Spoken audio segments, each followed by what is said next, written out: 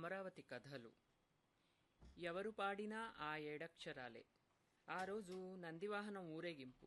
స్వామివారి విగ్రహాన్ని వాహనం మీద వేంచేపు చేశారు. అర్చకులు హారతి ఇచ్చారు. స్థానాచారులు వాయించండోయ్ భజంత్రీలు అన్నాడు. కాని వాద్యగాళ్ళు వాయించరే. పండగ రోజులు కాబట్టి జోడు సన్నాయి వాద్యగాళ్ళు వచ్చారు. అందులో ఒక్కడూ వాయించలేదు. ఊరి మీదుంపల్తెగా మీకేమొచ్చిందిరా, వాయించండ్రా అని ఎవరో అరిచారు. వాళ్లు వినిపించుకోలా. పానకాలు, పరమేశు సన్నాయి కర్రలు పక్కన పెట్టి వాదించుకుంటున్నారు. సంగీతాన్ని గురించి పెద్దగా కేకలేసుకుంటున్నారు. ఏందోయ్ నువ్వు వాయించేది అన్నాడు పానకాలు. నువ్వేందోయ్ వాయించేది అన్నాడు పరమేశు. నీకు సన్నాయి కర్రకి బొక్కలెన్నో తెలుసా? నీకు పీక నోట్లో పెట్టుకోవటం తెలుసంట్రా? అరేయ్, నువ్వు నీ గురువు నా కాలు కింద నుంచి దూరిపోవాలరా. సంషేర్ తొడచొరిచాడు పానకాలు. నా గురువునంటావురా నాయాలా? తిరగబడ్డాడు పరమేశు.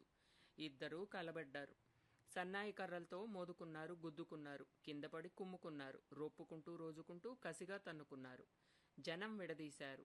ఇద్దరిని చెరోవైపు పట్టుకున్నారు. నెత్తురోడుతున్నా ఢీకొనటానికి సిద్ధంగా ఉన్న పొట్టేళ్లలా ఉరిమి ఉరిమి చూసుకుంటున్నారు పానకాలు, పరమేశు.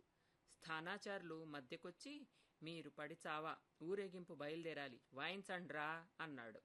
ఉండండి, వాడు వాయించేది వాడు గురువు దగ్గర నేర్చుకున్నాడంట, నేను నేర్చుకోలేదంట. ఎవడు వాయించినా ఆ ఏడచ్చరాలే కదండి అన్నాడు పానకాలు.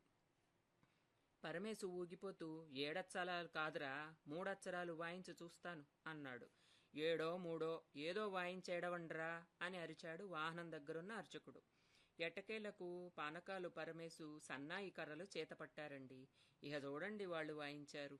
పానకాలు తనక తనకం తనక తనకం అని వీరంగం వాయిస్తే, పరమేశు నైవేద్యాలు జరిగేటప్పుడు వాయించే వరస వాయించాడు.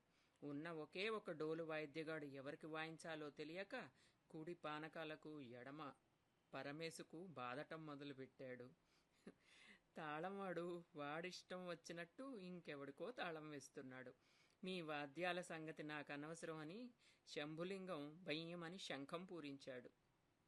ఈ ధ్వనులన్నింటినీ ముంచేటట్టుగా దూదేకుల సాయిబు ఖై ఖైమని బాకా ఊదాడు. ఇలా పరమ బీభత్సమైన వాద్యఘోషతో ఊరేగింపు బయలుదేరింది. ఈ వాద్యఘోష కోటలో ఉన్న పెద్ద దొరగారి చెవిన పడింది.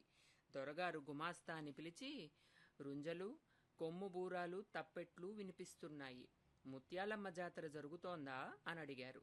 గుమాస్తా గతుక్కుమని సమాధానం చెప్పకపోతే దొరగారు కళ్ళెత్తి చూశారు. అంటే సమాధానం చెప్పరే అని. అప్పుడు గుమాస్తా, అయ్యా, అది మన గుళ్ళో మేళమేనండి అన్నాడు. దొరగారి ముఖం గంభీరమైంది. ముఖం పక్కకి తిప్పుకుని ఆలోచనలు పురమాయింపుల వైపు సాగించారు.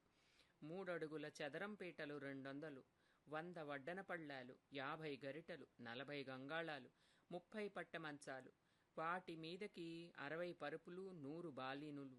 తన జమీందారీ బంధువర్గమంతా ఒకనాడు అమరావతి వస్తారని, అప్పుడు అవసరమైన సామాగ్రికి వెతుక్కోనవసరం లేకుండా సర్వసంబరాలు తయారు చేయించి 6 గదుల నిండా పేర్పించిన తర్వాత తమ పూర్వుల చిత్రపటాలన్నీ 3 కాపీలు తీయించి మరో గదిలో నింపి కోటలోనే మిషన్ పెట్టి 25 సిల్కు లాల్చీలు కుడుతున్న దర్జీ సంజీవరావుని చూస్తున్న దొరగారికి ఆ మిషన్ పోత మరీ మరీ వింటుంటే ఇందాక వినిపించిన గందరగోళం మళ్లీ జ్ఞాపకం వచ్చింది.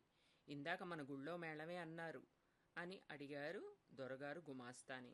అంటే దాని వివరం చెప్పమని. అప్పుడు గుమాస్తా, అయ్యా, తమ పూర్వీకులు అందరికీ మాన్యాలిచ్చారు గదా, సన్నాయి వాయించే వాళ్ళకి 12 ఎకరాలు, డోలుకి 12 ఎకరాలు, శంఖానికి 12 ఎకరాలు, తాళానికి 12 ఎకరాలు, బాకాకి 12 ఎకరాలు, ఇలా వచ్చిన భూముల్ని వాళ్ళంతా అనుభవిస్తూ కూర్చున్నారే గాని సంగీతం నేర్చుకోలేదండయ్యా.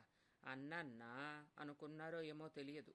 పెద్ద దొరగారు 4 రోజుల తర్వాత సన్నాయి వాద్యగాళ్ళ కుటుంబంలోంచి వీరాస్వామి అనేవాణ్ణి ఎన్నిక చేసి తంజావూరు పంపించారు, సంగీతం నేర్చుకో అని.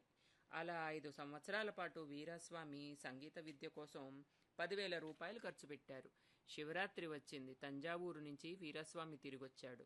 పెద్ద దొరగారు గుమాస్తాని పిలిచి, రథోత్సవానికి ముందు వీరాస్వామి చేత కచేరీ పెట్టించండి అన్నారు. శివరాత్రి జనం కిక్కిరిసి ఉన్నారు. రథం ముందు వీరస్వామి సన్నాయి కచేరీ కోసం రంగం సిద్ధం చేయబడి ఉంది. మామూలుగా అయితే ఒక్కసారి వచ్చి నమస్కారం పెట్టి వెళ్ళిపోయే పెద్ద దొరగారు ఈరోజు కోట గుమ్మంలో కుర్చీ వేయించు కూర్చున్నారు వీరాస్వామి కచేరి వినటానికి. వీరాస్వామి తోడుగా ఇంకో సన్నాయి వాద్యగాని తెచ్చుకున్నాడు. కచేరీ మొదలైంది. పక్క సన్నాయివాడు అందుకున్నాడు. వీరాస్వామి సన్నాయి పీక నోట్లో పెట్టుకుని పీ పీ అంటున్నాడు. దొరగారు మన వీరాస్వామి వాయించడే అన్నారు. గుమాస్తా మాట్లాడలేదు. వీరాస్వామి పీక నోట్లో పెట్టుకుని పీ పీ అంటున్నాడు. పక్కవాడు ఆలాపన పూర్తి చేశాడు. వీరాస్వామి పీ పీ అంటున్నాడు.